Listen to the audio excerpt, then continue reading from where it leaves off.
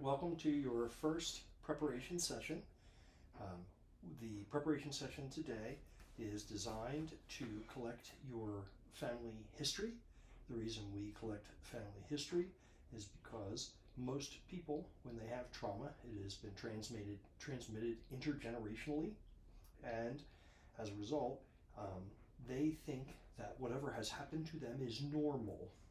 So it is fine for you, when you're telling me this story, to believe that this is an absolutely normal story.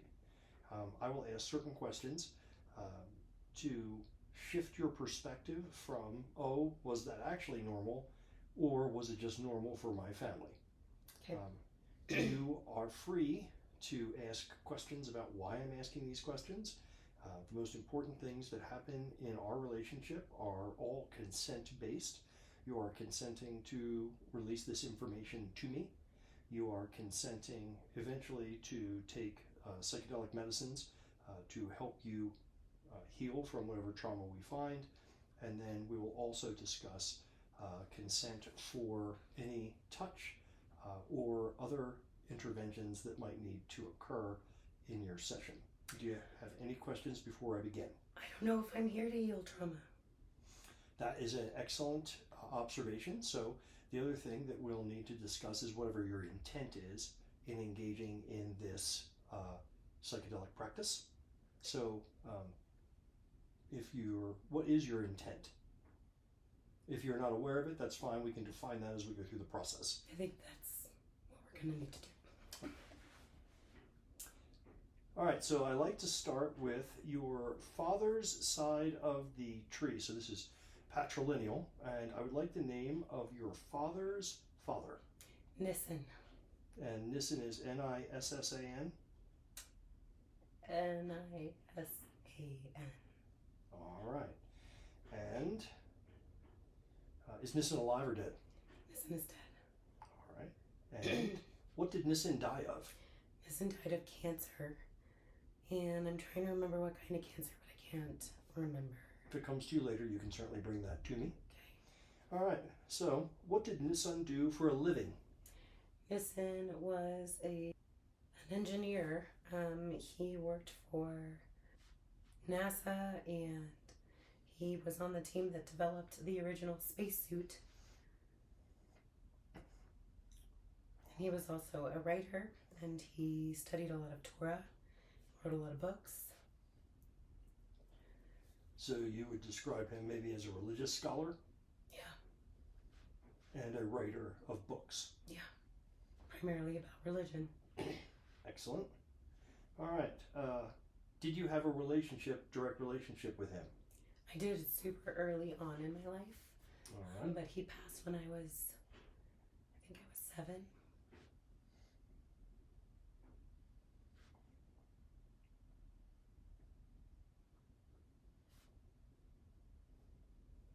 Was that your first experience with death?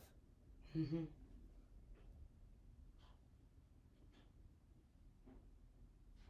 Might have even been younger than that. I don't remember very well. That is fine. Sometimes when people do not have memories of their early childhood, it means that they were under stress. But we can talk about your living conditions a little later in the session. But just to put that thought into your head that perhaps the lack of memory might indicate that you are not in a settled place. All right, so tell me about Nissen. Tell me any story that you know about him. He was very outspoken and very humorous, but also very stern. He and my grandmother loved to entertain. When they built their house, they specifically built it to support entertaining. It was your very like mid-century modern, had this huge entertainment area, and all the bedrooms were like towards the back and a little bit smaller, and so it was definitely focused on like communal activities. All right, those places have a large common area. Yeah. Which is where, is that where everybody hangs out? Mm-hmm. Okay. Yeah, and he, I just remember him being very loud and opinionated. You remember him being very loud and opinionated. Loud and opinionated. Was he a direct person? Yes. Extremely so. All right. So the kind of the picture I get of this guy is that he is intelligent, good with language. As an engineer, he's probably good with math. The desire to be extroverted but to have people in his home, and that he speaks his mind. Yes, that is a very accurate description. Okay, just a moment to think about Nissan for a second.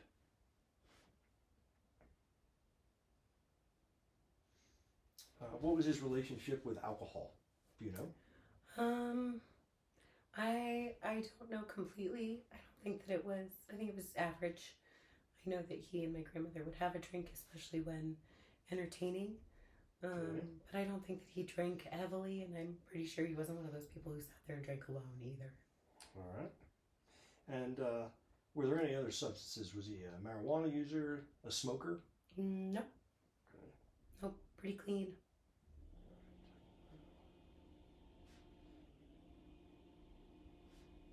To the best of your knowledge, did he have any mental health issues? Not that I'm aware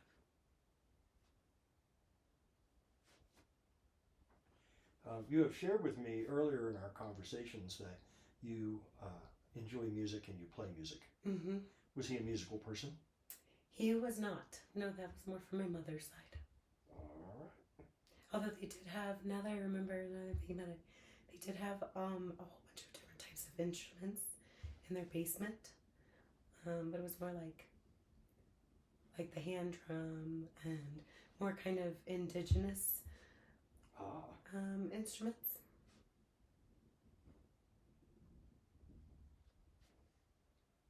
And was he born in America or did he emigrate?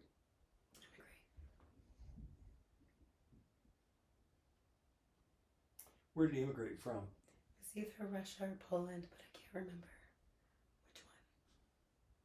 I think it was Russia. Okay. One of the things that I am acutely aware of in our country is that most people who are in our country, there are people who did not come from here. And usually immigration is driven by a desire to improve your situation. Yes. So one of the things that I wonder about is if he fled some kind of oppression in Russia or Poland. Do you have any idea when he immigrated? It's not a quiz show, so it doesn't have to be that. No, I think he immigrated younger. I'm not sure the story behind his immigration. Okay. But now I'm curious. Good. And as part of this process, it is normal for me to shake a few things loose, and if there are people you can go and ask. Yeah. Some people have family histories, and it's good to understand the time frame that he came over, because now you understand some of his experience. Yeah, he has a book called On the Other Hand. It's all about our family history. I'm gonna have to reread it. All right, that might be a kind of homework project prior to your trip. Get a little better understanding of where your father's people came from. So, was he married? Yes. How many times? Just once. And to whom? Rona. Corona? Rona. Rona. Rona. You have a lovely voice with this kind of soft, so I may have to ask you a few times, and bear in mind the person you're working with is hearing deficient. All right, so Rona. Is Rona still alive? Rona passed in 2013. Okay. And what did she pass of? She pneumonia, actually, in the hospital. She had gotten into a car accident, and when in the hospital picked up pneumonia. And how old was she? She was 80. Oh. 80-ish. 80-ish. Yeah, that's fine. They don't need to be exact answers. I'm just trying to get a framework. So it seems like Rona was doing fine until she got to the car accident, and then unfortunately ends up in the hospital where there are many threats. She had started getting dementia before that. I had noticed. I would have conversations with her, and she would ask me the same question several times throughout the conversation. All right. No sign of dementia from the son? No. Okay. All right. Tell me about Rona. Did she work? Rona, she didn't work, because at that time women were more the home keepers. Right. But she was extremely brilliant. She had a PhD. She was also a writer and a philosopher. They both had their own home offices in the house. And there was a news article that came out about her just within the last decade, actually, that my uncle sent me, where they were talking about how intelligent and smart and driven she was for a woman of her time, and made some comment about how my grandfather was such a saint for putting up with that. I'm gonna slide that under culture. Yes, she was very soft spoken, like very patient. One of those people who would listen quite intently before responding to anything. And when she would respond, you wanted to hear everything she had to say. It was all very meaningful. Mm-hmm. It was all very gentle, but all very direct. And yes, she was quite the equanimical person. I had a good relationship with her. What was her PhD in? Philosophy. Kind of figured that. I like to spell first. All of the books of philosophers that I have are hers. They all have her notes in them, and they're all these like first edition beautiful books. All right, tell me a story about Rona. When I was younger, we would go to Rehoboth Beach. My cousins, so my uncle, our other son, had a beach house out there. So we would do family reunions. And she would always make a point to take time to walk with my sister and me, each individually, like go on private walks with us. She was a big walker. She was very health oriented.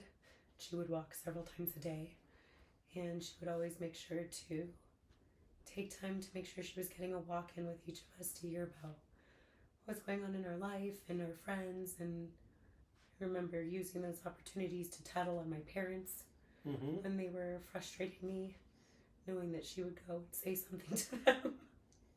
So she's a source of triangulation. Yes, but I guess in one of probably the most non-triangulating ways. So just to be clear, when I talk about triangulation, if you cannot communicate your needs directly to another human and get them met or listened to, then it is a very normal thing to do to go to some third party. Yes. Speak to them about it, and a lot of times that's to gain perspective, but sometimes it's in hopes that that third party might advocate for you, or if not advocate for you, at least validate what your complaint is. This is important, particularly in our relationship, that we recognize that many of the things that were happening in your life are perfectly normal things, and sometimes they get twisted. But yeah, triangulation, particularly you will see that between parents and children. So, there's always one parent you go and ask things for, and the other parent you tend to not ask things for. I am the not ask parent, and my wife is the ask parent. Yes. And that's perfectly normal. And it makes sense to me, if Rona was instrumental in shaping you, that you would be the parent who is quiet and wait for people to finish talking and then offer some advice. So there's some Rona-esque kind of stuff that has been passed along to you. Yes. I also remember that she would, so like I said, she was super health oriented. And she was very mindful about etiquette. And so when she would come to visit, she always kept her visits to like 4 days, because she didn't want to overstay her welcome. But every time she came to visit, my dad would go into our pantry and he would hide all of his junk food before she would get to the house. We'll put that under Dad. He's next. Dad. Because she would give him so much crap for the things he would eat. And he would have to, like, well, the 4 days we're there, we would, like, sneak to McDonald's. Sneak to... So we have some secret keeping.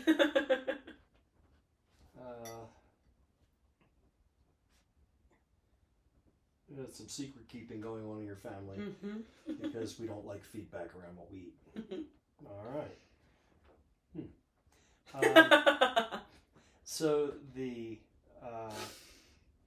so what I've gotten from Rona so far, both of these people sound very intelligent. They are extremely intelligent. And accomplished in their fields. Yes. Your grandfather writes books. I can't remember from the back page. Did your grandmother write books? She did write books.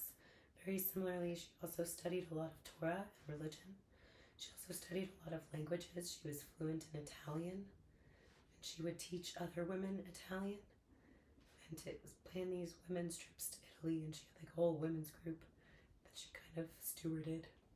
So, yes, very like leaders among women. And was very respectfully submissive around men, but would definitely speak her mind when it was warranted. You know that saying where they say the man is the head, but the woman is the neck. She gets to direct where the head is looking. That was my grandmother. In a very subtle way that I don't think my granddad ever picked up on.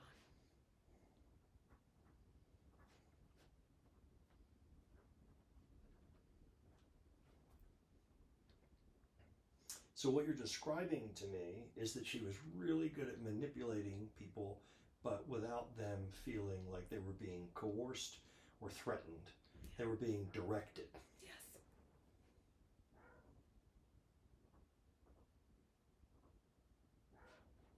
And she didn't use her powers for bad. She could have, but she didn't. Integrity. Yes, she was, yes. So it doesn't sound like conflict. She was not someone who did a lot of conflict. No, not at all. Unless she found out that your dad was going to McDonald's. Yes. Which is interesting because how you treat your husband or how you treat your children should be markedly different. Yes. All right. So the other thing I like to ask about is, and I'm just going to double back here for a second. Do you know how many siblings Nissan may have had? And a lot of people don't have that information because it's 2 generations back, but it's just interesting to know about family size. I am not sure about how many siblings he had. I know more about my grandmother. Okay. How many siblings did Rona have? Rona, I know, had at least one brother, Stanley. Okay. Stanley Glassman.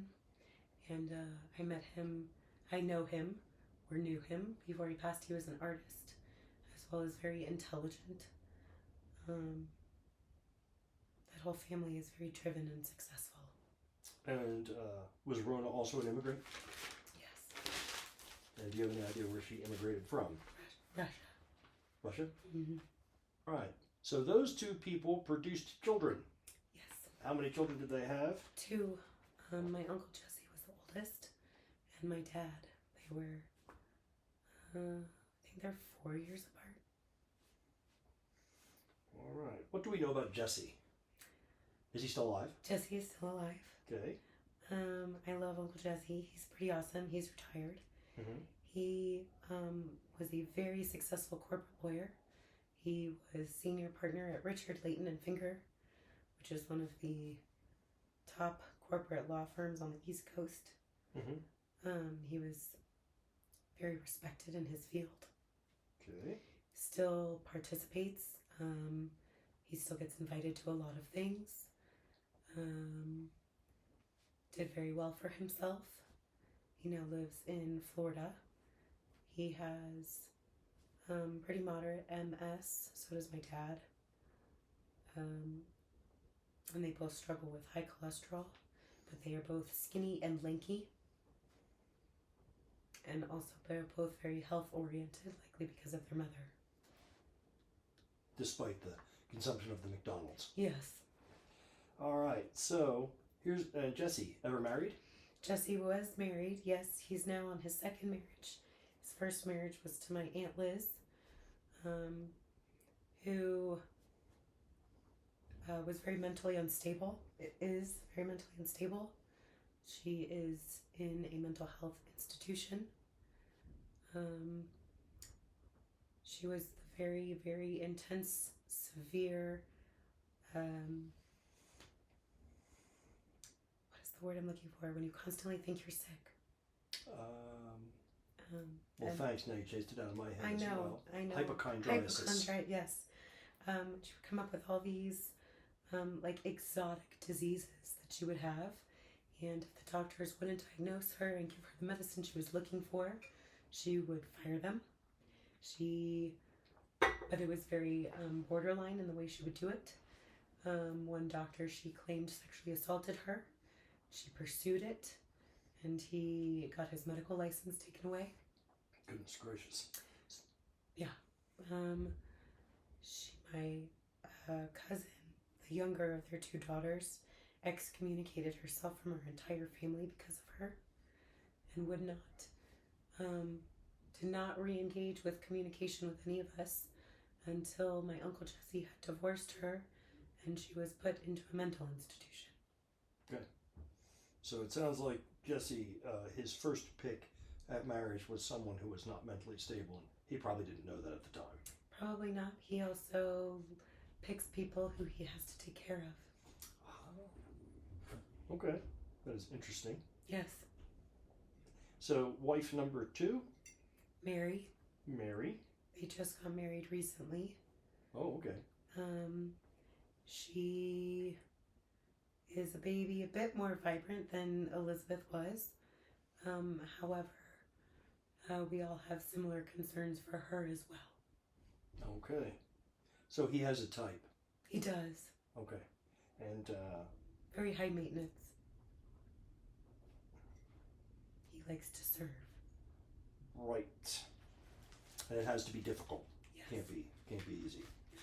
All right. So his daughter takes advantage of him in the same way as well. You sound annoyed by that. His oldest. Yes, she has caused a lot of havoc in our family. She's like her mother. And I hear the anger and disappointment in that. Yes. I was much more tolerant of her until a few years ago when she was trying to get more money from my uncle. Meanwhile, keep in mind, he has funded her entire life. She does not work. She has 5 high-needs children for whom she's adopted, all of them. She serves on many philanthropic boards. She lives in a country club neighborhood and has never earned a penny in her life. She also is very hypochondriacal. Right. And when she was trying to get more money from my uncle and he said no, she started claiming terrible things about him, as well as, for whatever reason, started to claim terrible things about my dad and my sister and me. This was after my sister had passed. She was saying some really horrible things about her that were not true, and about like us wanting his money, which we've never asked for. Mm-hmm. So I have stopped speaking with her. All right. And how many children does Jessie have? 2. Her and Danielle, who was the one who excommunicated herself from the family. She has now started talking to my dad and my uncle again. She does not talk to Sarah. She does not talk to her mother. And she doesn't talk directly to me, but I think if I were to reach out, she would probably be very open to communicating. All right. And that brings us to Dad. What's your dad's name? Lauren. All right. So Lauren's still alive. He is. And you already told me that he has high cholesterol and low-grade MS. Yes. What's Lauren do for work? He's retired. He is a retired writer. He used to do a lot of PR and marketing for the oil and gas industry and then the health industry. I missed the first thing. So he did a lot of PR and marketing for the oil and gas industry when we lived in Texas. All right. And then did transitioned into doing that for the healthcare industry. Right. Worked for like Trizetto, Great West, stuff like that after working for Conoco and Texaco and all of those places. All right. He's a brilliant writer.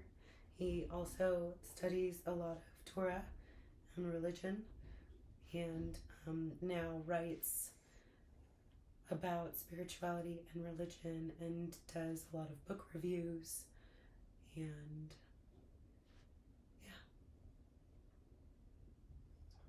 Okay. So it sounds like Lauren is another kind of big brain person. yeah. That seems to be a theme. Double back here to Jesse. Any musical talent on Jesse's side of the ball? Jesse loves music.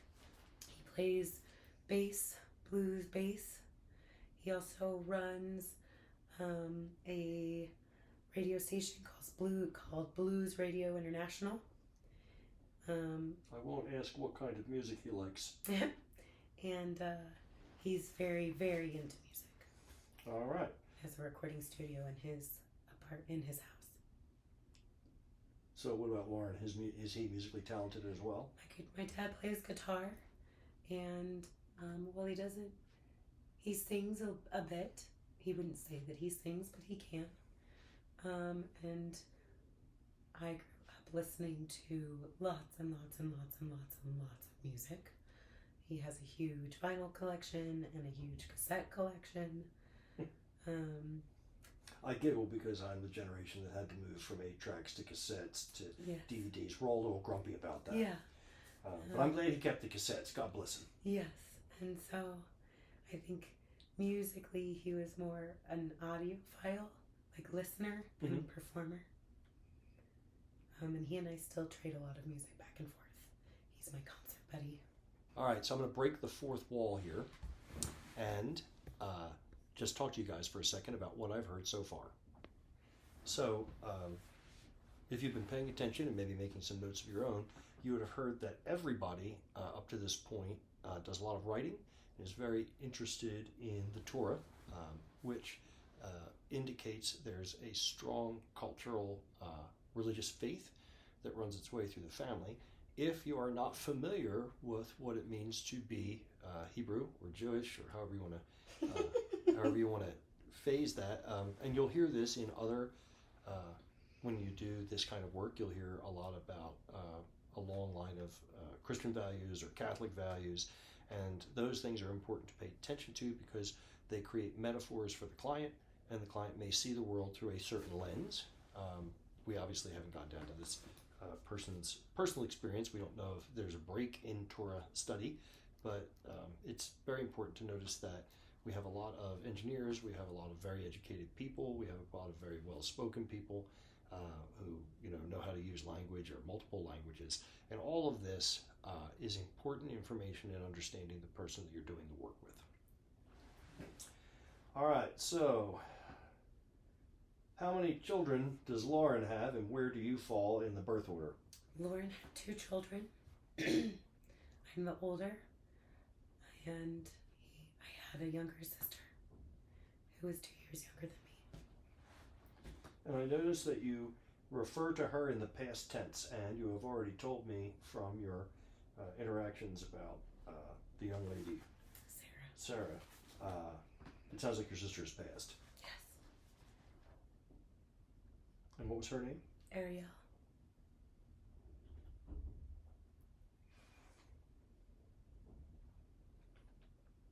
Sounds like you have a pretty solid relationship with your dad now.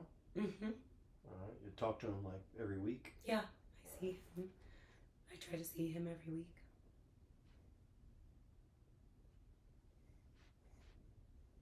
So he's local and you spend time with him. Yes. All right. Tell me a story about your dad.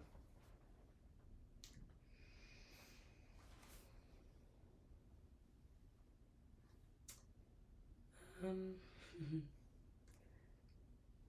well, my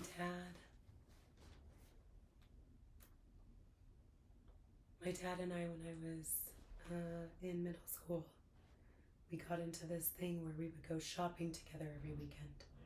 That was how we would spend time together. We would always go to the mall, walk around, we'd shop, and we'd talk. He has great fashion sense. He loved taking me to get clothes and shoes. I often joke that I think he might have been gay in another life. He is very metrosexual. He has a lot of very strong personality female friends. But he can get along with everybody. He's great at schmoozing. My dad took the approach as my sister and I were growing up to be more a friend than our father. He worked, 9 to 6, 8 to 6, whatever. But he would leave really early in the morning to go work out. And so he was only home really on the weekends and the evenings. And so when he was home, he just wanted to have fun with us.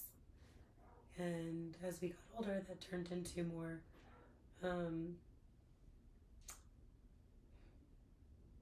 probably fun that was inappropriate to be having between a father and his children. We drank together and we smoked together. We did coke together. We did ecstasy together.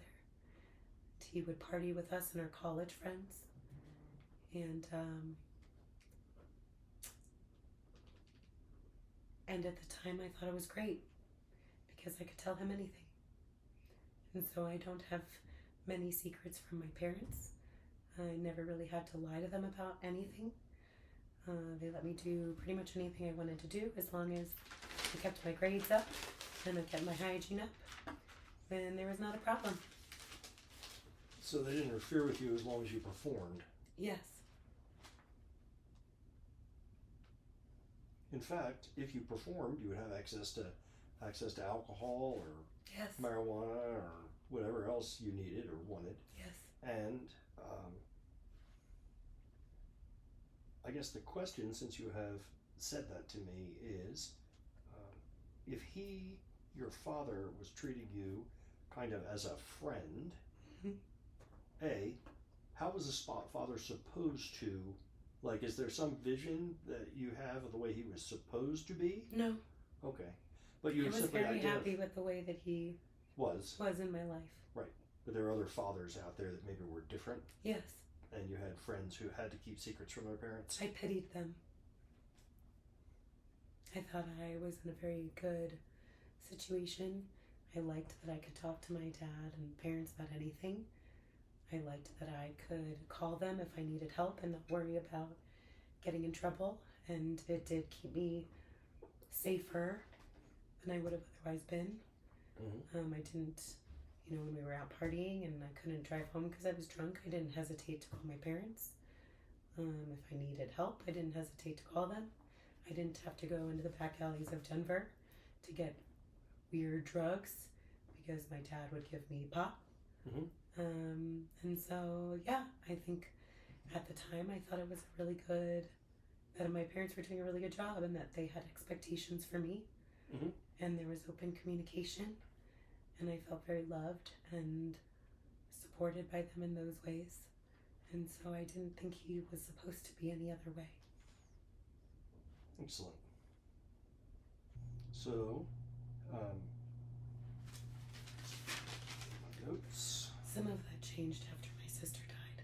I think he experienced a significant amount of guilt. After the death of your sister, he experienced a significant amount of guilt. Throughout her later challenges, things started to really change with him. I think he was very aware of the influence he played in the things that she was struggling with. And he got really into Nar-Anon. So Nar-Anon is a substance abuse group. Yeah, Narcotics Anonymous for family members, Mm-hmm. supporters. So your sister was struggling with Heroin. narcotics, heroin. Yes, and other things, but primarily heroin. And so that kind of changed the way he interacted with us. And it sounds like that's disappointing to you. No. No? No. I think we all changed a lot. Yeah. And is there an emotion you're associating with talking with me about this? Apathy.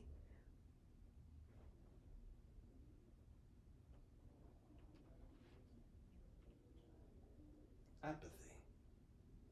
So a state of not caring. Maybe, yes.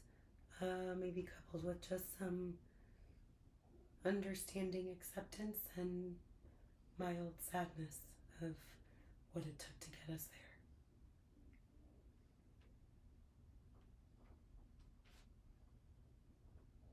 It does sound like a sad story. It's not a happy one. It is true.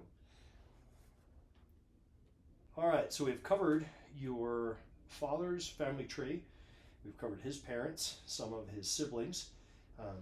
The grandparents seem like they're really well put together and they don't seem to have any problems. But when we start getting down to Jesse, his habit of picking people who are not particularly functional. Mm-hmm. And then we have Lauren, Mm-hmm. Who has a whole behavior pattern where he is interacting with you and your sister in a more friendly peer-like manner, Mm-hmm. as opposed to what he may have received from his parents. Yes. And I see that because he's already keeping secrets from his mother about the food he's consuming. Yes. So I assume that it's probably at the low end of the spectrum. He's probably not telling her much. All right, so now we understand kind of the beginnings of I have to guard or mask, and that ends up getting passed on. Let's talk. We're going to save Ariel for later. Let's talk about your mother's father, the matrilineal side. What was his name? Arthur. We called him ZZ. Arthur. ZZ, like ZZ Top. Yes. Okay. Z-I-Z-I. Oh, okay. ZZ. Is that Hebrew? Zeta is Yiddish for Okay. grandfather, and so we called him ZZ. Check. All right. So Arthur, is he still alive? No. Okay. And do we know what he passed from? Colon cancer. All right. And let's see. What did Arthur do for work? He was also a space engineer, rocket scientist. He worked for Lockheed Martin, that then became Martin Marietta, and also NASA. He developed the boron drill that's used to drill on the moon. And what's cool is at one point, when you went to the Smithsonian in DC, one of their first displays had both the spacesuit that my dad's dad developed and the drill that my mom's dad developed in the same thing, in the same display with both of their names on the plaque. They never actually worked it together. And I don't think that when they did that display, the person doing it knew they were in-laws. Interesting. Yes, but it was Alright. really cool, and we didn't know that. I had gone to the Washington, D.C. school trip, and my mom had chaperoned for the trip, and we walked in, and I heard my mom go, "Oh my God!" And I looked, and there were my granddad's names on this plaque. That is pretty impressive. Yeah. So, good, bad, or indifferent, they set high standards for Very much so. work Yes. and education. All right, so rocket scientist, got that, check. The next thing that we want to know about him is, we might as well follow the music thing. Was he musical? Extremely. So he played violin. He came His dad also played violin, my great grandfather. Mm-hmm. I have all of their violins. And you play the violin. I play the violin. I started playing when I was 4. And he and I play violin a lot together. We would go to this adult music camp in mountains called Chambert near Long's Peak. Mm-hmm. And it was like a week-long sleepaway camp. And he and I would always get a cabin together. And we would play music with all of his friends up there every year, every summer. And I also played in an orchestra with him. Extremely musical. Immigrant? Yes. Any idea of where from? Poland.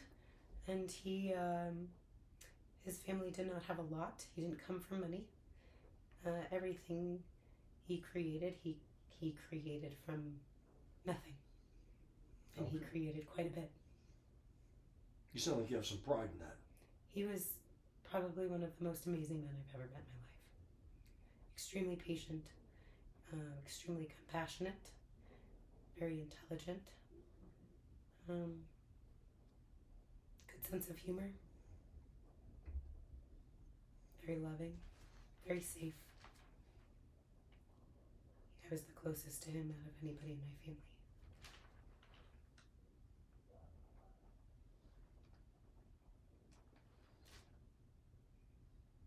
He also taught me how to spit watermelon seeds out of my mouth. So, teaches you lots of things. Yes. Some of them more socially acceptable than others. Yes.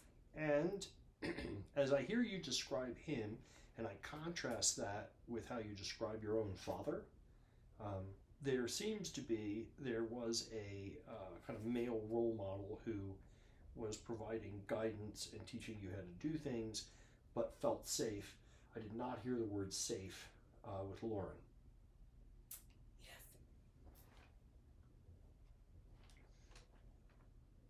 All right. Was Arthur one of many? Do you have siblings that you were aware of? He did have siblings. He was the baby. He had an older brother and an older sister, both of whom I knew very well. Marvin was his brother, and he and Marvin looked, talked, walked exactly the same. They were 9 years apart, I think. And I loved Uncle Marvin. And Aunt Charlotte was Marvin's wife.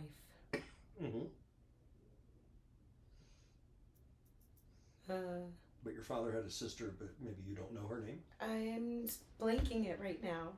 I should know. Tell me about her. Big, loud Jewish woman. So that whole side of the family. Big loud big Jewish and loud. women. Yes. Like big, tall? Big, tall, big, out, big bosom, big.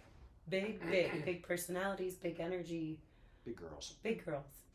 Which also contrasts with the presentation of your grandmother, Rona, who is not big and loud, but is quiet and influential. Yes, she was very small and skinny. So it seems like physically you would take after her. Yes, probably. Arthur's brother, Marvin, he is a carbon copy of Marvin. Was Marvin a big brain astrophysicist engineer person? Yes, he was. Okay. Yes. And then the sister, what did she do? She was the caretaker. Aunt Ruth. Her name was Ruth. There we go. It's a pretty old school name. Yes. And fairly common. Yes. So Ruth is a caretaker, but she's not the neck. No. Is she the head? Yes. So notice that when the client uses a metaphor to describe something, I'm always looking for an opportunity to use that, either by using it to contrast or using it to make a connection between the client and their past. So that is something that as you are listening to family stories, you want to kind of keep in the back of your head. Which of these people is my client most like? And they tend to be kind of an amalgamation of them, but in general, they'll tell you pretty quickly what that looks like. All right, so super close to Arthur. He is a tremendous influence and feels safe. Marvin and Charlotte are great too. And Ruth is loud. Marvin so was one, Charlotte. and so is Charlotte. Yes. All right, so there's a type there. Oh yes, So, and so was my grandmother. Arthur's. That we wife. haven't got to yet. We haven't got to yet. So the most important thing that we can notice here. Oh, was Marvin a one and done? Yes. All right, and what about Ruth? One and done? Yes. Okay. And her husband, a shrinking wallflower, or what? Yes, I don't even remember who he was. All right, her personality was so big it eclipsed him. Yeah. Check.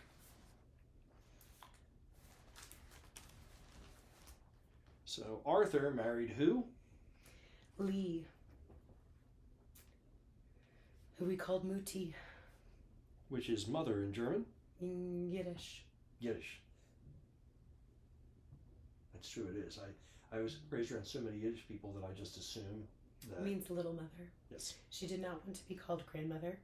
She very much didn't want people to know her age, and she turned 29 until she passed. So there's some vanity running there. Oh, yes. All right, so her name is Lee. Yes. Did Lee work? She did. So she also had a PhD. So all four of my grandparents were PhDs. She had a PhD in theater. She was a theater director and master teacher. She could sing and dance and act. She also taught dialect and speech stuff. Teacher and performer, stage performer, all the way. Very Shakespearean, very well read. She and my grandfather had a library in their house. It was my favorite room in their whole house. And she was also very loud and very demanding and impatient. She had high expectations for people that needed to be met, and she liked things just so. So if you moved something half an inch out of the way, it needed to be moved back that half inch, and she would sit there and demand that you do it until you did it. So I'm going to use some pejorative terms now. Okay. Fussy. Yes. And just a touch of OCD if everything has to be in its place all of the time. Yes. Which is not a particularly child-friendly environment. No. All right. So, and is Lee still with us? No. All right. And what was it that caused her to pass? A broken heart. And age.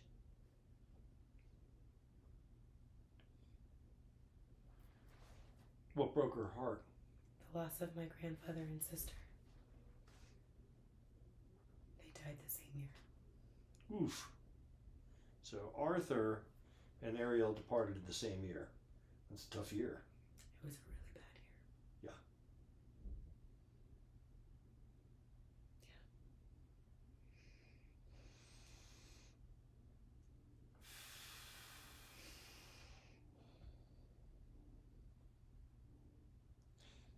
So if the client divulges something and you can't see her feet, but her feet are moving, and they get real quiet, there's a certain amount of pressure to make noises and distract them from their distress. It is just good to note their distress and build into this. Say, I'm just going to be quiet for a minute.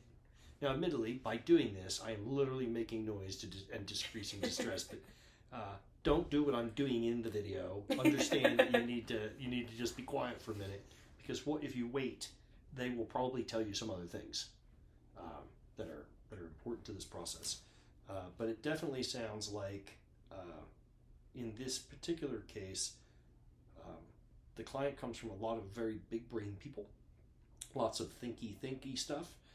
There's a ton of creativity running around in there too, which tells me that the tendency to be dramatic and be anxious is there. Smart people Yes. tend to be super nervous. They can think of terrible things that are going to happen that aren't really true, and that's just part of of being very, very smart. There's a reason why there's a Shakespearean quote that ignorance is bliss, and it is. It can be very peaceful not to know. So, you already told me a story about Lee, which is if anything was out of place, she would demand you put it back. Did you have personal experience with that as a child? Yes. And did you observe that happen to your sister? Yes. All right. All the time. It was very scary to touch anything. I had a client who their friends would come over to the house. Their mother was very much that way, and their friends would come over and they would move things just a half an inch, just to see if she would notice. Oh, yes. And the report was she always noticed. Did, yes. They sensed a disturbance in the force, if you will. Yes. They were big parts of our life. We would do a lot of trips and vacations with them, a lot of road trips. We played poker with them. They taught me how to play every kind of poker and other card games. We played a lot of games. And a lot of music. Where did they live? Denver, by DU. Okay. Near Observatory Park. And is everybody in the family, they all settled in the Denver area? Yeah. Okay. Except for, my dad's side was East Coast.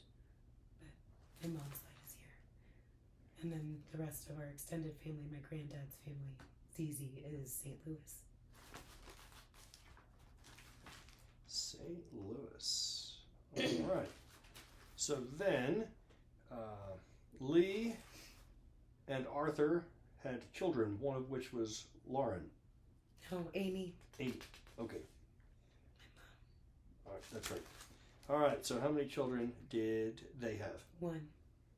There we go. And that's your mom, and That's her my name mother, is? Amy. Amy. There we go. She had a very strained relationship with her mother, Lee. Well, it makes sense to me that it would be strained because Lee was very difficult to make happy. Yes. So if you constantly feel like you're failing, that can be pretty miserable. Yes. All right. Is Amy still with us? She is. All right. And what does Amy do, if anything, for work? She's retired. Prior to that, she worked at DU for about 15 years in their university college department. She was a program manager, so she ran the entire university college program, would do all of the class organizing and professor management and student enrollment and all of that kind of stuff. Prior to that, she worked in an accounting firm as the office executive assistant.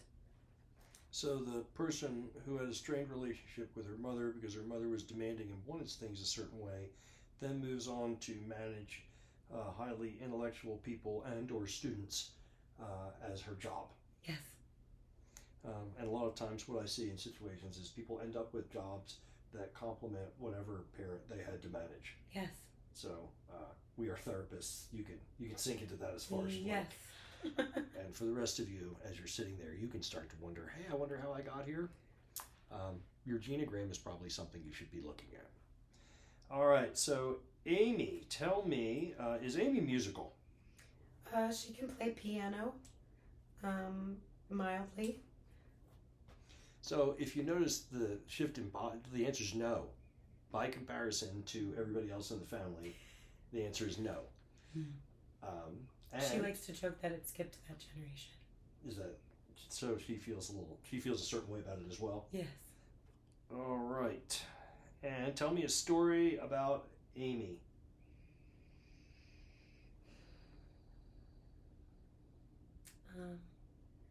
My mom has always been very involved in my life. She worked at or volunteered at all of my schools growing up. She did not get a job until I was in high school.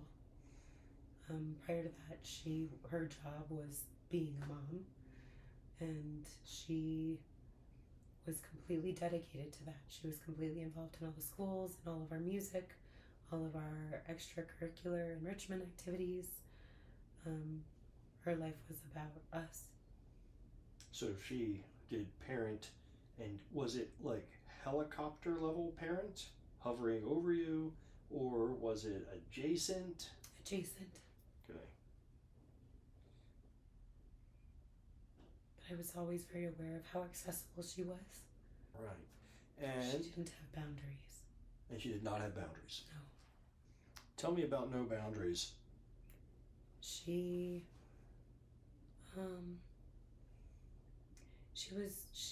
she was very excited to know about everything going on in my life, in my friend group. I mentioned that I was very open with my parents. Mm-hmm. The first time I had sex, my boyfriend and I called her to let her know right afterwards. Mm-hmm. She liked to know all the gossip in our group, and became the mom to all my other friends and knew intimately everything going on in their lives that their parents didn't know about. And I would say that she came off as the sweetest woman and knew everything about everybody, because you could just tell her anything and everything and she wanted to know all of it. So on the positive side, she's super interested. Yeah. On the negative side, she's invasive. Yes. Right. So there's always two sides to every coin. And someone, there's always a positive thing that happens, and it's okay to deal with that with the client and say the positive thing. It's also okay if you're working with your client to say, hey, did that have a negative kind of impact on you? And if it did, you can get the client to flesh that out. But it's not, just understand that every relationship has positive and negatives. In this particular case, we have a client who is very close to her grandfather, which is a huge positive. And without ever meaning to, it casts a kind of negative light on the quality of the relationship she has with her actual father, because she's got something to compare to. Not necessarily traumatic, but simply understanding where this person got their parenting from. Might be a generation back. In my own case, I was raised by the silent generation rather than the boomers that they produced. So I have lots of Depression era values, even though I have never been through the Great Depression. Likewise, other people are going to have values that were passed on by their grandparents, quite frequently directly, because parents are busy working and then they end up being raised by their grandparents. So the other piece of this that I hear about Amy is she doesn't sound like she has much of an identity of her own. The identity of being the parent and the mother, or the parent and the father. If you can't develop an identity of your own outside of that, then it is difficult to allow your children to grow up, and you may end up having control issues or influence issues with them later. Are those the kind of things that are developing for you? Very accurate. Yes. So this is the reason why listening to people's stories and finding out what they think about people is so important, because it will give you a better idea of what they might be seeking in terms of the psychedelic experience and the things that will influence them. So we will, the next question I have is, Amy and your father, are they still married? No. All right. When did they divorce? Do you remember? Yes, they divorced in 2007, the day my sister graduated from high school. Well, that's when they told us. They told you that they were getting divorced the day that your sister graduated from high school. Yes. That is a choice. Yes. To kind of drop that in. Yes. And for me, it speaks to, one, not really, not reading the room. It was my dad's choice. It was your dad's choice. So he didn't read the room. And then the other piece of it is, it was almost like they were waiting. They were. Okay, so they were just waiting to get divorced till you were out of school? Yes. All right, so that's a pretty common choice in families. My dad was waiting. Right. And he was so ready to get divorced that he could not wait. Right. Even one more day. No.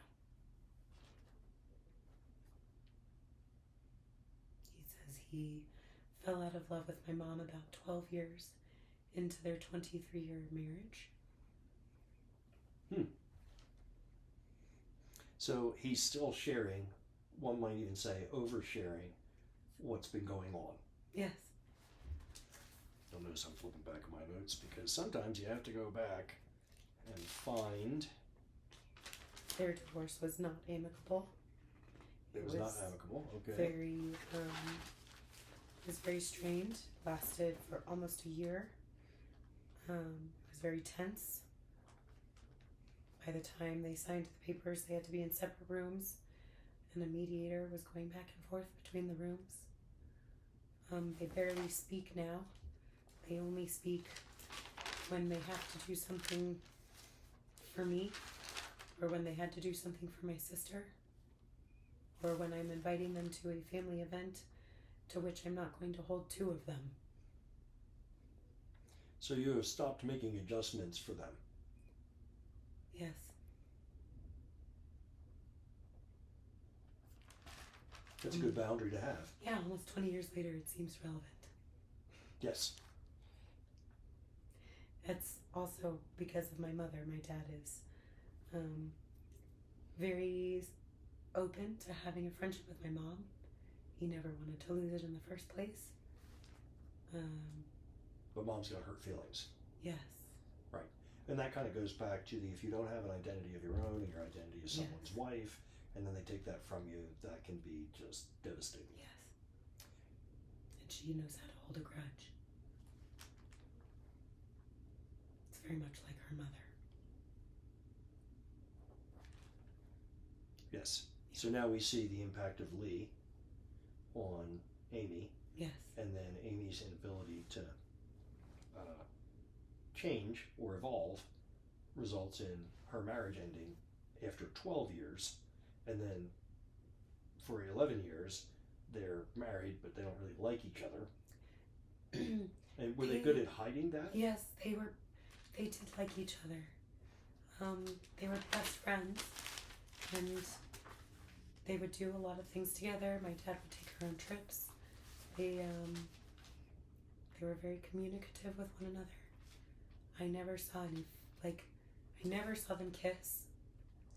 I did see them hold hands, and I would occasionally see my dad lay his head in my mom's lap, and she would rub his hair. Occasionally. But that was the extent of the physical affection I saw, and it was really weird when I would see other parents of my friends have physical affection with one another. Weird to the point that I felt really gross about it. My sister and I would cringe. We just thought it was very uncomfortable. How are you with physical affection and touch? Depends. Okay. Depends upon what? Who it is. All right. So I can be very loving with. My dad is a very physically affectionate person in general. He was always very cuddly and snuggly with me, and so I am a cuddly, snuggly person. Okay. If I feel safe. Otherwise, I don't like to be touched. Check. What about with your children? I'm very affectionate with my children. Is your mother affectionate with you? Physically? To an extent. Is that comfortable for you, or do you tolerate it? I tolerate it.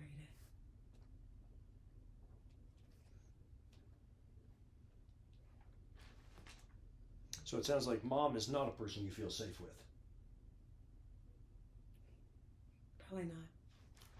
I never thought about it that way, but probably not. So if you're watching this, understand that you're always looking for the case where something is true, and then you want to figure out the case where it is not. So, you have somebody and they're like, well, I'm anxious.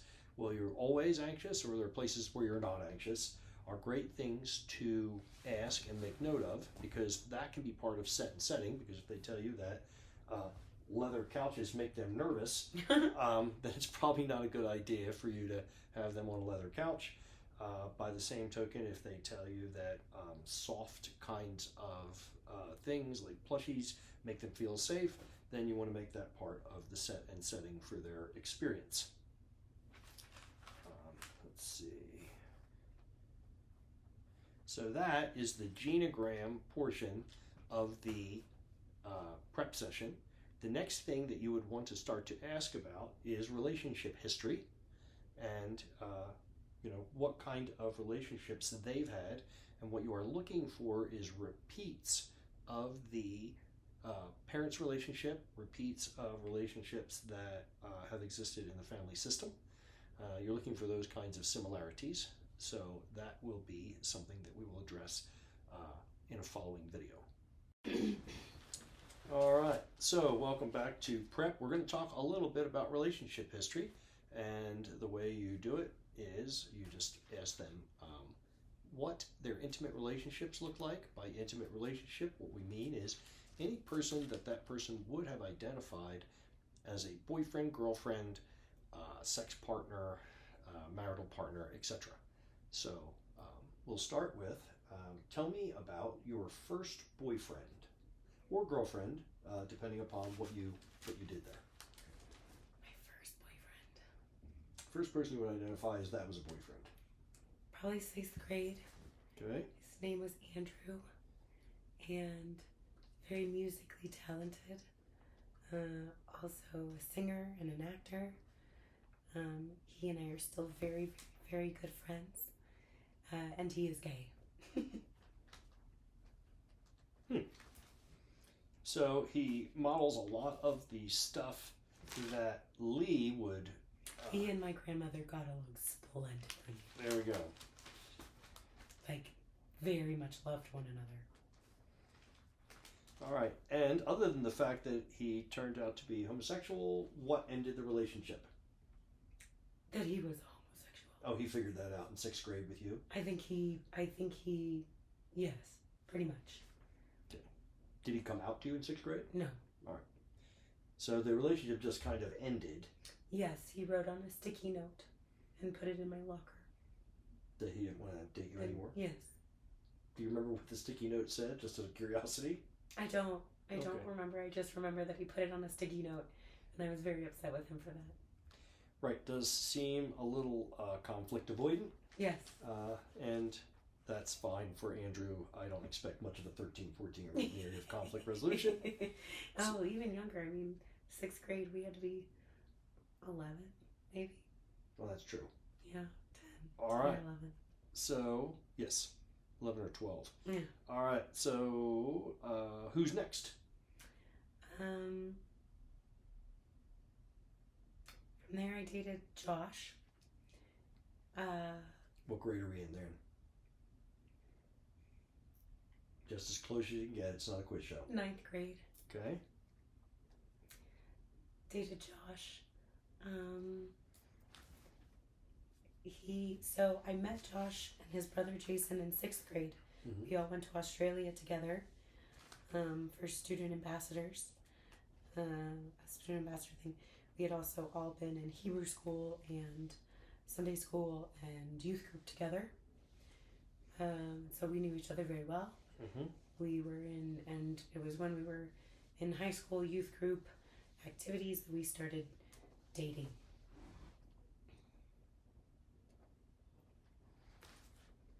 I should have asked this. Was Andrew a physically intimate sexual relationship? No. Is Josh a physically intimate sexual relationship? It was exploratory. Okay.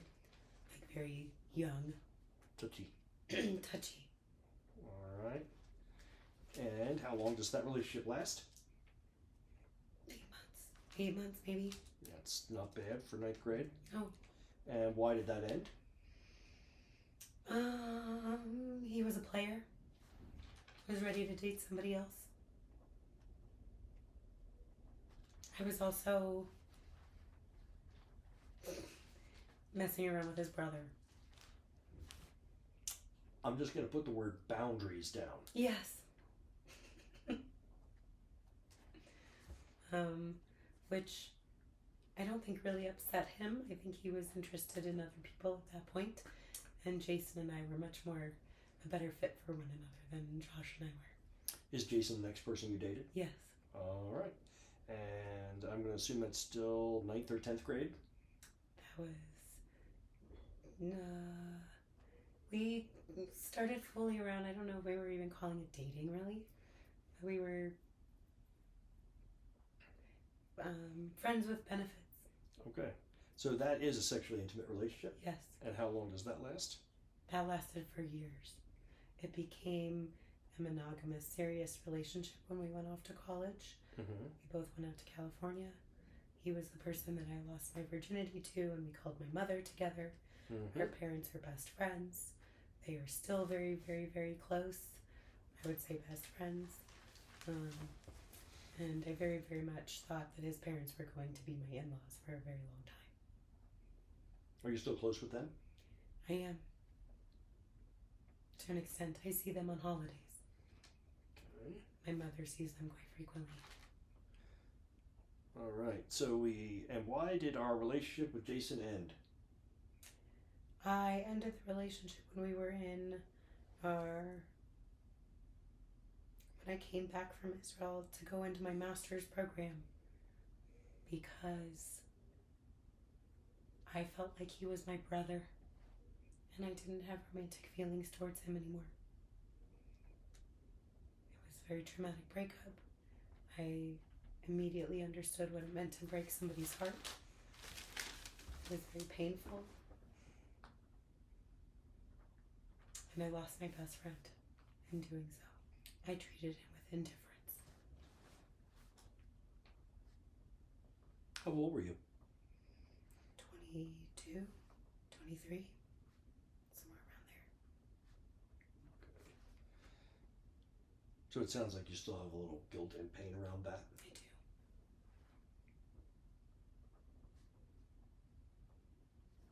And do you have a relationship with him now? I do. There's still a very deep love for him. Right. But friend love or brother love? I think that after we broke up, we saw each other again and there was still like romantic attraction that I think resurfaced for me afterwards. And now I think that if neither one of us were married with children in the relationships we were in, and there were an opportunity, that we would probably be interested in it. But I don't see that ever happening in this lifetime. And so we are very good friends. All right. So we're all the way up into our master's program. Mm-hmm. We are single now. And how are we single for any period of time? I was never single. Never single. Check. So straight out of this relationship, we got into a relationship with who? I started a relationship with Stephen before I left the relationship with Jason.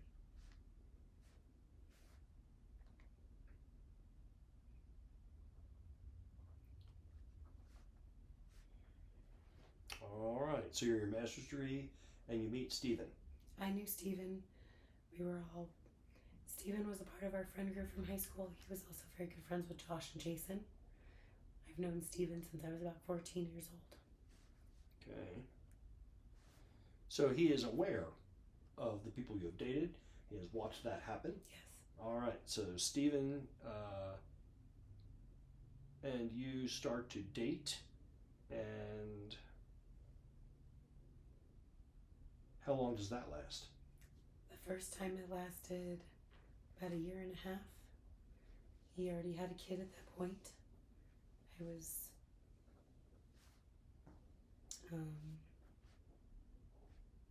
not sure I wanted a child. Mm-hmm. But I very much appreciated the role I held in his life at that point, and the breath of fresh air I was for his family made me feel very good. You were a breath of fresh air, which implies that the person that he was dating was not a breath of fresh air. No. Okay. So he has a child, and you are dating him, and then it lasts for 18 months, and why does it end? Because he started sleeping with the child's mother again. She had convinced him that I was too good for him. and wanted to try to get him back. She later acknowledged to me that she didn't love him, but felt like she had to win, and that so she tried to drive a wedge between us so she could win and have him back. Sounds like that worked. It did. All right. So then, did you date someone in between Steve? Yes. Okay, who'd you date in between? I dated Russ, who was a tattoo artist, for about a year. And I dated this guy Jesse for another. Why did Russ end? He struggled to express what his emotions were to me, and I very much at that point needed verbal affirmation in my life. He was unable to do that, and so despite behavioral demonstrations of his feelings towards me, I doubted them, and so I sought somebody else who would be much more open. All right. And Jesse? Jesse was that person. All right. So you're dating Russ, and then you realize Russ is emotionally unavailable. So then Jesse starts to be emotionally available, and then you start dating Jesse. Yes. How long? And I'm just curious, how old is Russ? Russ is maybe 15 years older than me.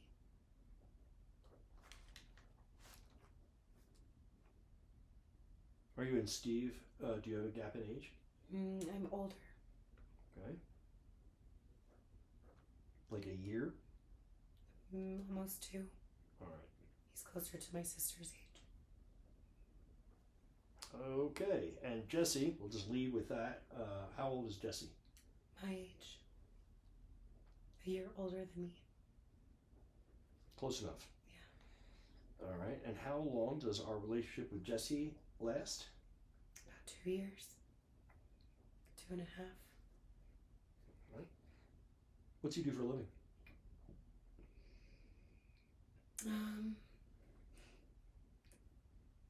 He is a lost smart person who has struggled to create any specific career and just goes from job to job to job. He has like 3 different master's degrees. But he got 3 master's degrees. Yes. Which tells me big brain. Yes. What do they say? 4-wheel drive, but no traction. Yes. He was very arrogant. He thought a lot of himself. He was very conservative in his worldviews.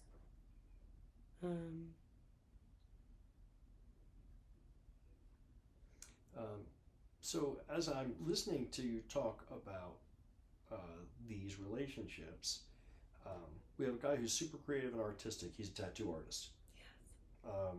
However, he is emotionally unable to interact. I got another guy who seems to be very smart, but can't actually, he's not performative. No. He can't actually produce. No. And the whole arrogant conservative thing strikes me as some level of insecurity. Yes.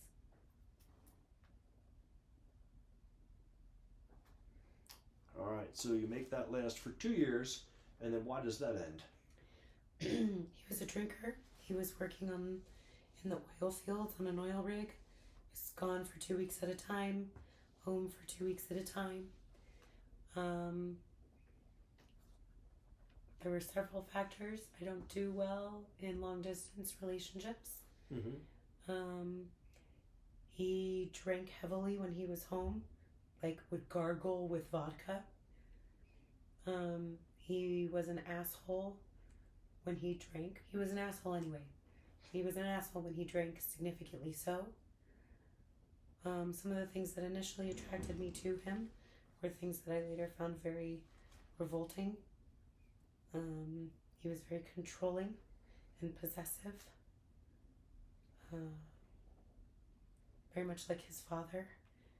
And I did not want to end up like his parents. So we start with start with a young man who is sensitive and gay. And then we end up moving, like it seems like they're getting worse. Yes. So the outcome with Russ is that you have to leave him because he can't meet your needs. He's physically present, but not emotionally. Jesse is doing some emotional stuff, not healthy emotional stuff, but there are at least emotions, and he is also very insecure. And who decides that the relationship is over? I did. All right. And who comes after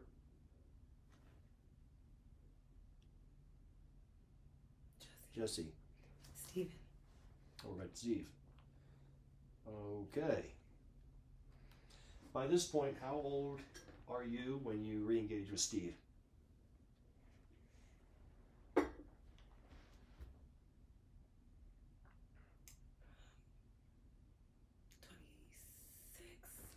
26. I think it was 26 or 27. Okay. That mostly adds up. That means that About a 3-year period in between the first time Steve and I dated and the second. Right. I wanted the things that were the same about Steve and Jesse, so they were both very controlling and possessive. And at the time, I thought that meant attentive. thought you mattered. Yes. Which kind of brings us back to controlling and possessive is the opposite of indifferent and distant. That's what my dad was. Right. I was going to say, it sounds like your dad pretty much shut off the thing. So you're looking for the opposite of whatever dad was providing Amy. Yes. Steve just was kinder. He and my sister were very close. He accepted my sister in the ways that Jesse did not. When my sister got out of jail, I was living with Jesse, and she needed a place to live. And Jesse was very resistant to allowing me to support my sister in that way. And Steve offered to have her live with him instead. I didn't take him up on that. I insisted that she live with me. And Jesse will later try to blame her for the demise of our relationship. Which makes sense because Jesse can't take responsibility for... No, and he blamed her after she was dead. Oh my. Yes. Well, I suppose if you're looking for a way to hurt somebody and drive them away from you, that is a great way to do it. Yes. Steve, on the other hand, was willing to be helpful to Ariel. Yes. They were very close.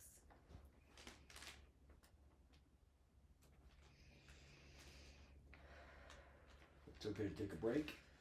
The other thing is if you're treading on some piece of territory for your client and you notice they have a lot of emotion, let them have the emotion. It's also okay to let them know that you see they're having emotion and give them an opportunity to, get a glass of water or walk around the block or do something to help them soothe. So Steve and you start your relationship and then you get married. When do you get married? So at this point, he had his second daughter, Mackenzie. She was 6 months old. And we started dating then, and we got married 2 years later. And how long does that relationship last the second time around? We're in it.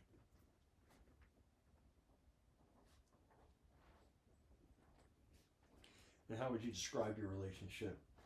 I am my father.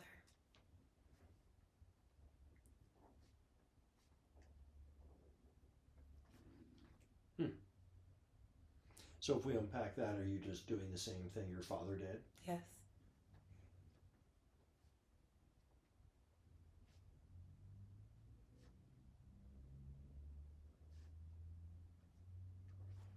Is that satisfying?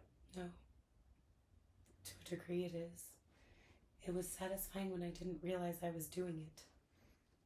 Oh. How long ago did you realize that you were doing that? About a year and a half ago.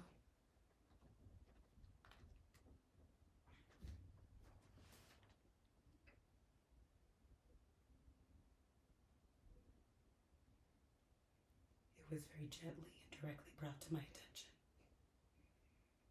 Well, I'm glad that it was gentle. Mm-hmm. Sometimes those things can be really, they can pop up in a really uncomfortable kind of way. So now we've gathered your relationship history, and it does appear as though you are either recreating your parents' relationship or picking people who don't have good boundaries and are insecure. So if you are your father, it would appear as though you might be marrying some version of Amy. Yes. And now that we've covered your relationship history, do you have other things you want to share about that? Or are we ready to move on to your relationship with your sibling? Can do that. Tell me about Ariel. Ariel and I, many people thought we were twins. At one point we saw an energy worker who said that our souls were twins. In some ways we were very much similar. In other ways we were very different. We were extremely close. We played music together. We partied together. We shared a friend group. We did drugs together. She was my best friend. And you had told me that Ariel passed and that she had substance abuse issues. Yes. Okay, what did she die of? Heroin overdose. She struggled with heroin for about 10 years.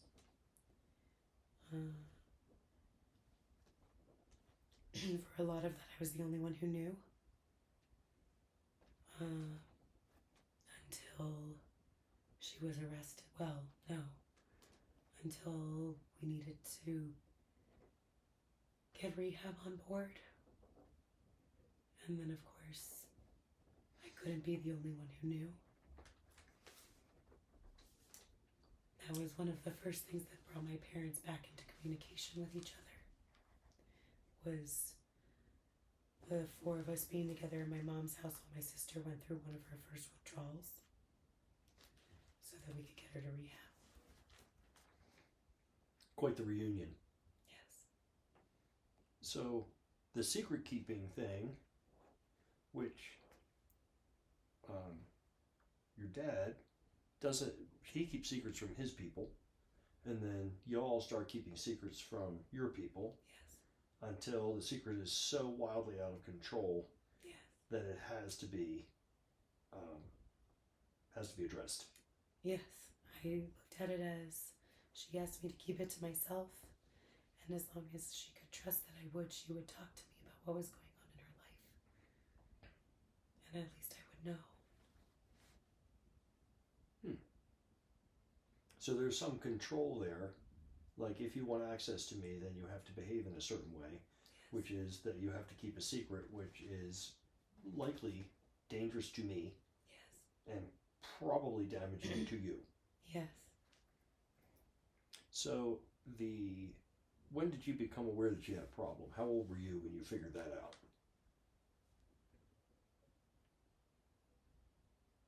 20. 19. So at this point, I asked the question because this is a very traumatic event in the client's life, and the impact on her relationship history might be apparent. So you just start layering the timelines, like, when did I break up with this person, or when did I stop talking to my parents, or when did I start avoiding talking to my parents because I have this big secret to keep. And Amy is not the kind of person who tolerates not knowing, but somehow you managed to keep that from Amy? Yes. When I started discovering it, my parents were in the midst of their divorce. A big thing that influenced my sister's substance use was the last 2 years she was in high school, I left for college. And I left her there alone. And that's when their relationship was unraveling. She believed that if she stayed in Denver for college, that she could keep them together. So she chose to go to DU. And then the day she graduated high school, they told us they were getting a divorce. So your sister, they told you and her together Yes. that they were getting divorced the day she graduated from high school, Yes. and then she decided that she could, if she just stayed in Denver, and She had already accepted DU. she had already accepted DU. She saw them unraveling. So she saw it coming. Yes. When they texted us and said, please, before you leave the house to go to the graduation party, wait for us to get there so that we can talk to you. She went up into her room and wrote on a piece of paper, my parents are about to tell us they're going to get divorced. And then she came back downstairs to sit with me. And then after my parents came home and told us, she brought me into her room and showed me the piece of paper. And then we left. And she kept. She went to DU anyway. Yes. And you went back to college in California? Yes. And it sounds like you are having some emotion about that. I very much abandoned her.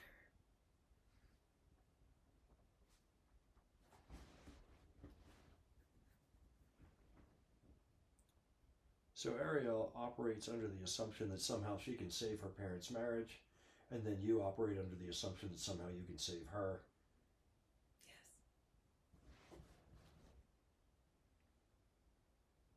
So I've got two different people carrying things that they can't control. Yes. My sister and I were taught to perform. And your parents stopped performing. So if we performed better, it would save everything. Right. It's a lot of pressure for a child. Yes. So there's a version of you that believes that we might want to have a conversation with in the medicine so that you can explain to that version of you that this was not your thing to save. But that might be very difficult for that version of you to accept.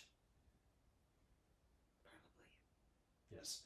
And certainly if you believe you have failed somebody to that degree and you blame yourself, then that's definitely going to influence how many other people you try and save as you progress in life, because you keep trying to do the thing that you failed at. Yes.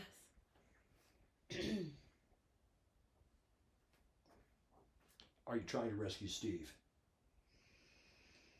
I was. You've No, given I'm that up? just trying not to be the cause of his own demise. Interesting. Are there any other people you're trying to rescue or save that you can identify now that we've kind of had this conversation? My mother. What are we trying to rescue Amy from? Herself. What is she doing to herself? I don't know. She on the outside lives a very happy life. And I'm the person in her life who is responsible for everything. You are responsible for everything? Like, are you feeding her or paying her bills, or what's happening there? I had to move her, and I have to manage her emotions, and I have to ease her anxieties.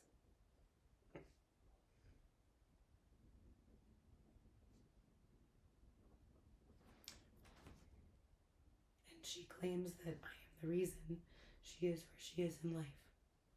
I don't know if that's a positive thing or a negative thing. She uses it both ways. So she makes you responsible for her happiness and for her unhappiness? Yes. That seems heavy. Are you used to carrying heavy things? Yes, Do you find it satisfying? I do. So my observation is that Amy did not get the mother that she wanted, so she tried to make her. Yes. Yes. So it's fine to have those. So this is shockingly common, and from the outside, this family looks very successful and high performative. You know, everybody's got jobs, everybody's retired from jobs. I assume, like, financially, are these folks pretty stable? So a client might come in and say, I'm not having any problems, look how great my family is. But if you ask questions and you're paying attention to the dynamics, then you begin to find out where the friction spots are, where the parts are that are not functional. And the client is not going to be aware of these because they have grown up, or their awareness will be very limited because they've grown up in something they consider to be normal or average. We heard a couple different things today. One, it was when Ariel and Mickey would see other parents being affectionate, they would cringe at that. So to some level, they knew something was wrong, but they thought it was wrong with the other people. Yes. And you might another question you want to ask is, how did your parents fight? How did they resolve conflict? And if the answer the client gives you is they didn't, like, how did your parents resolve conflict? What did they fight about? They didn't actively fight in front of us when we were younger. It was very waspish. As we got older, and I think my dad became less masking. Right. They would fight more intensely, and it was very emotional. My dad would get loud, and my mother would cry and play the victim, and my dad would play the villain, and he would never apologize. Right. So what happens is, after a long period of not fighting and not resolving conflict, pressure builds in a relationship. And then if enough pressure builds, people will begin to act in a way that maybe isn't so much out of character. Like, it might be part of their character, but it's part of their character they want to hide people from. He was very verbally damaging.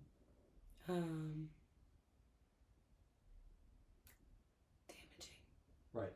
So when we talk about verbal damage, verbal abuse might be me being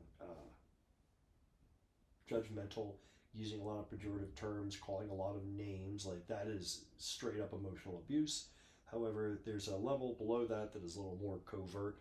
I think you used the term waspish. Yes. WASP, the white Anglo-Saxon Protestant culture, really values appearances, and they're never going to directly tell you that you are fat, but what they will suggest is that you stop eating X, Y, or Z thing, or, do you want to go his mother and his father. Right. Yes. So, like, and it's funny, this is clearly Jewish culture, yes. But it's stereotypically WASP culture, but it's everywhere, right? We just identify and categorize by the group that displays the characteristics. I came from an Italian family, and they were yellers. There was no doubt in your mind that an argument was happening. There was a lot of yelling about it. There was not a ton of name calling, but there was definitely a lot of overt conflict. So, and whatever you are raised with, you will quietly try and not do. However, under stress, you are more likely than not going to regress to that behavior, because that's just what your developmentally your child was exposed to. So for you, the first 11 years of your life is this low key, they're married and things are going pretty good, or at least they're not terrible, but then sometime around the point that you are 12, which developmentally is where you're developing your own identity, they stop performing for each other. Yes. And then that begins to shift all the stuff that you would want to do with your mate, like go to parties and hang out with your friends and do all that stuff. Instead, he does with you. Yes. And your sister, Yes. so that you guys become these kind of surrogate wives. Yes.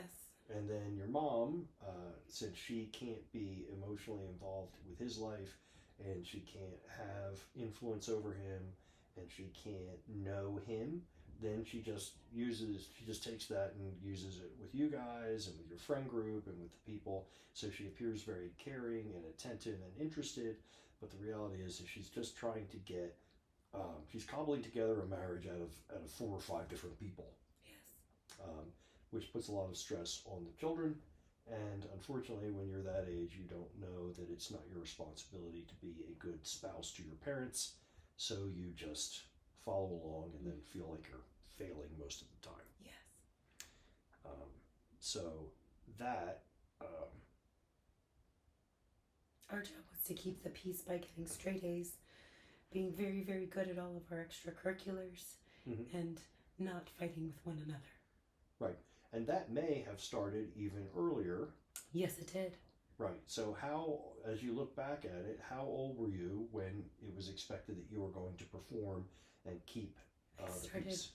I started figure skating at 3, and I started playing violin at 4, and I became masterful with both before I was out of elementary school, and I did both several hours a day, to the point where I would sometimes have tutors come meet me at the ice rink instead of going to school. For schoolwork kind of stuff. Yes. I had a vision for a moment of you playing the violin while you were ice skating. I played the violin in the break room at the rink.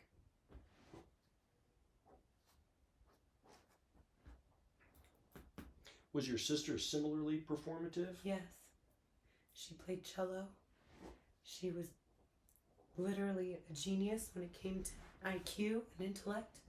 She was invited into Mensa.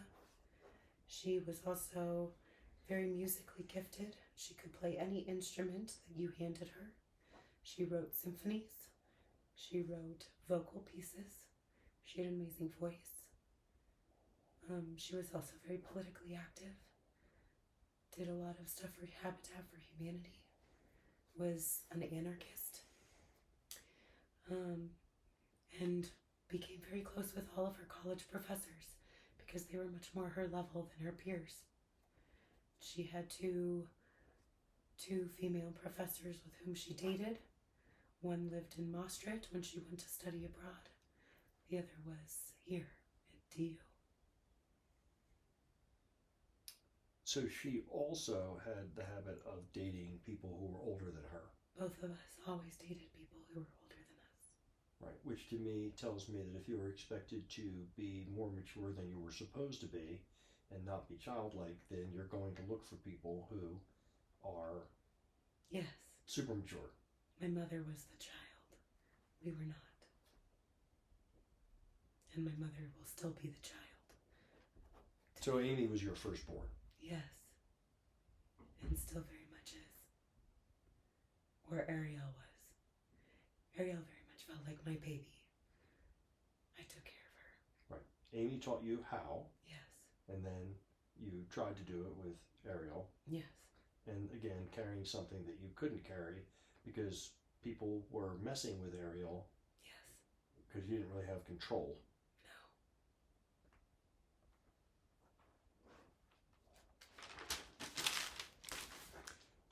What do you do for work? I'm a therapist. And I'm really fucking good at it. Yes, I've gathered that. And the so as a therapist, what are the niches that you have? Like every therapist has a little specialty area. What is your specialty area? Trauma, anxiety, depression, and addiction.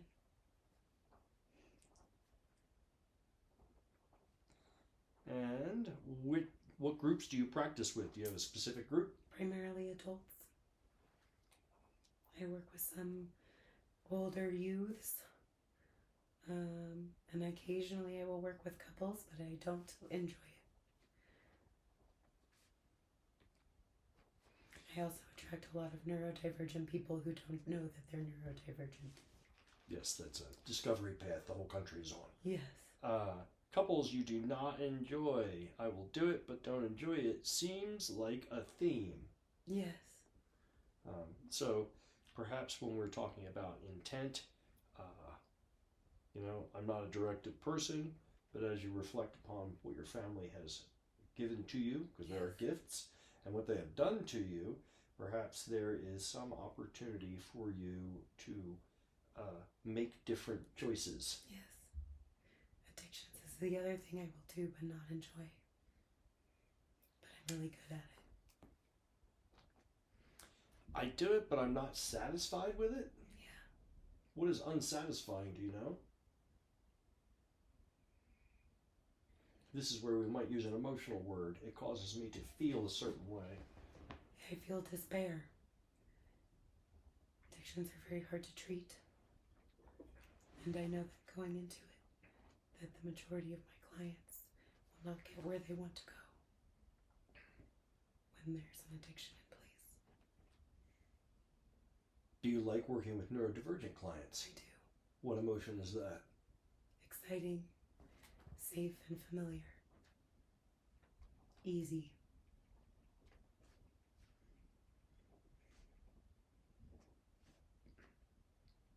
So you did find something that is easy, that is satisfying. Yes, and trauma. I like to work with trauma. And what emotion comes out when you're thinking about working with someone with trauma? Value. Well, I guess that's not an emotion.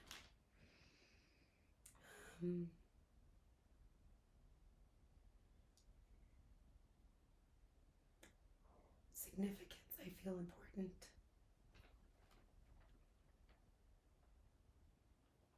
I feel safe for others. Confident, perhaps? Yeah, confident. And that completes our family genogram and our examination of your sibling group. I will obviously make some notes and talk with you about what it's like to be the eldest sister, what it's like to fail at keeping your sibling alive when you have assigned yourself as the person who's going to do that, how that's connected to your mom and your inability to kind of manage her. I mean, she's clearly her own human and should be managing her own emotions, but rather than keeping those, she wants you to kind of manage that for her. Sounds like there's something similar going on in your current relationship with your husband, which has caused you to very similarly lose interest in him because now he's a problem to be solved rather than a peer. Yes. And it does not appear as though, and this is difficult for people who are intelligent, driven, and able to perform, it is hard to find a peer. Yes. So sometimes you just give up and you acquire pets. He and my sister were very close. And when he asked me to marry him, I could not imagine myself living my life with somebody who didn't know her. So you made that decision out of trauma. Yes. And how long had your sister had been passed before he asked you to marry you? A month.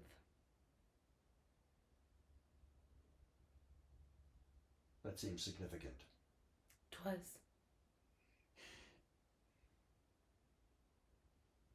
So sometimes people will swoop in to rescue you when you're at your lowest point. Yes.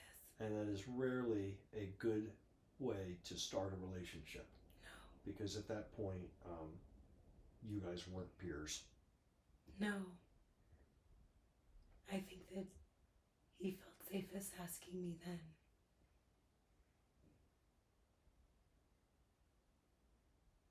And you felt unable to say no. Yes. I didn't want to lose anybody else. And I didn't want to be with somebody who didn't know her. Yes, that's a pretty significant sign of a trauma bond. Yes.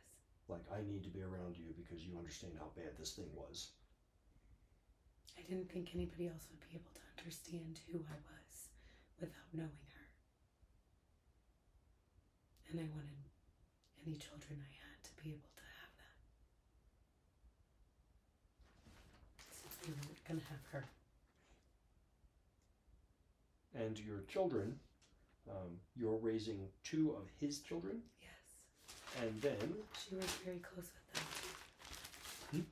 Ariel was very close with them too. okay, They and that's loved her. Mackenzie, I heard, Yes, and Callie. C-A-L-I. Kallie. Kelly. And Ariel loved them very much. So did my grandparents. And you have children of your own. I do. I have Eleanor. She is 6.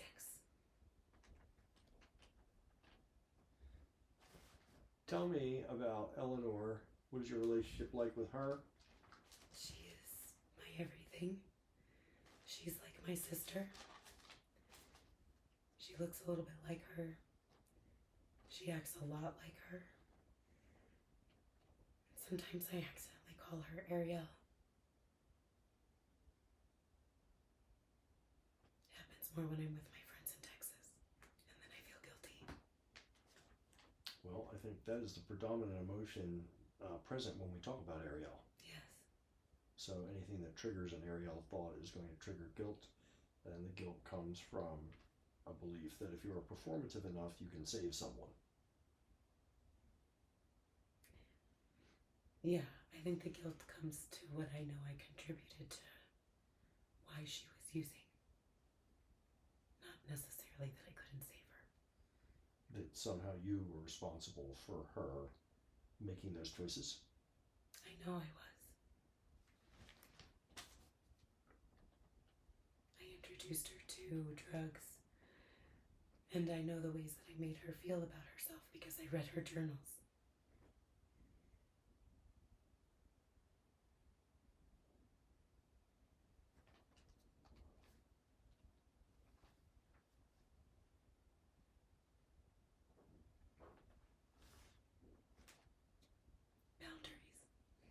Boundaries. Something I should not have done after she passed, but I wanted to feel close to her.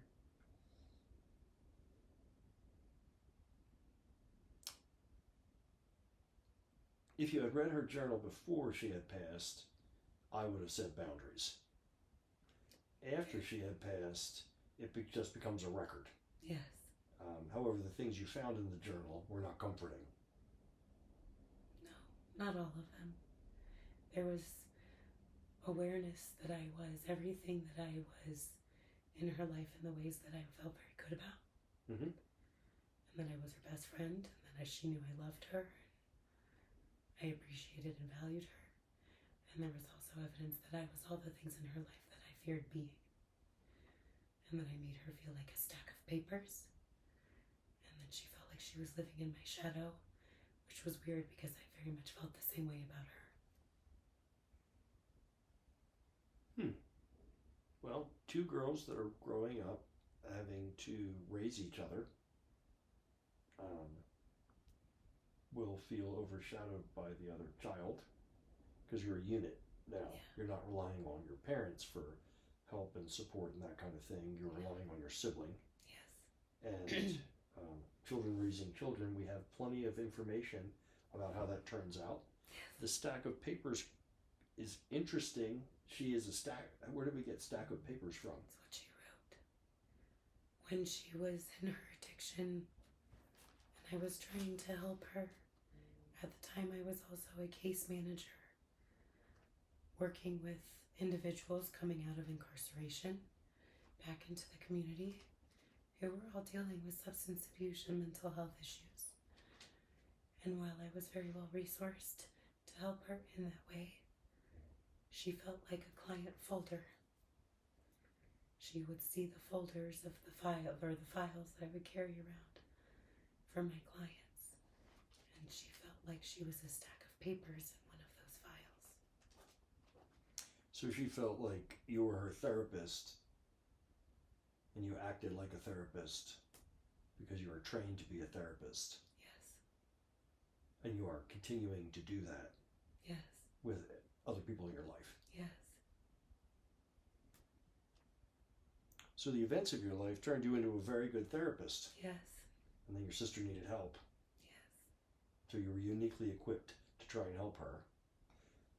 And the reason we don't do that is because obviously if you do it with a family member, and it fails, you get traumatized, yes, fucked in a number of different ways. Yeah. Traumatized from a couple different directions because you failed your parents because you couldn't keep your sister alive, and you failed your sister because you couldn't keep her alive. And it's your fault because you started the problem, but you don't look back all the way to Lily. Or, yeah, is that her name? Amy's mom? Lee, sorry. Yes. Yeah, I really kind of see this starting at Lee. I see a little bit of it with Charlotte. There's just people are trying to manage, and your family kind of passes that along to you through exposure, and then you try it. And when we talk about breaking intergenerational trauma and intergenerational family curses, if you will, one of the things we have to recognize is, what did they hand me? Well, yes, I became very good at learning how to fawn. Yes, which is that goes back to, you are the neck, not the head. Yes. And that's the piece. You're the neck, not the head, but you have a bunch of people out there who are sticking their heads into tree chippers. Yes. And that's a tough neck to be. Yes. Tough place to be, the neck. And maybe who you are, maybe you didn't do anything to those people. Maybe you're just being who you are, and they're being who they are, and it's just not something that you should be expected to manipulate or control. Mm-hmm.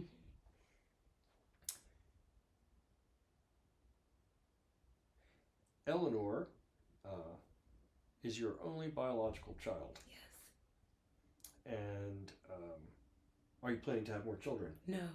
And why is that? That is bullshit. I hated being pregnant. I hated giving birth. I did not enjoy any part of the experience. My body did not either. It wreaked havoc on my body. And I was in pain for 10 months. And in pain for 42 hours trying to push her out. And I will never do that again. That sounds agonizing. It was. And you have not forgotten just how bad that hurt. No. I remember every detail of it. They say women forget, but I don't think that's true. I would say that generalizations are generally inaccurate when you start getting down to individual cases. Yes. And many women enjoy being pregnant, and it's okay to not be one of them. Yes, I think those women have been very programmed. All right. And do you like children?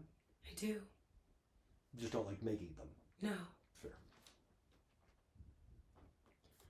All right. And that concludes the preparation interview. Yay. Thank you very much for your time. I look forward to working with you and figuring out what you would like to get out of your experience in the medicine space. Great. Thank you. You're worth it.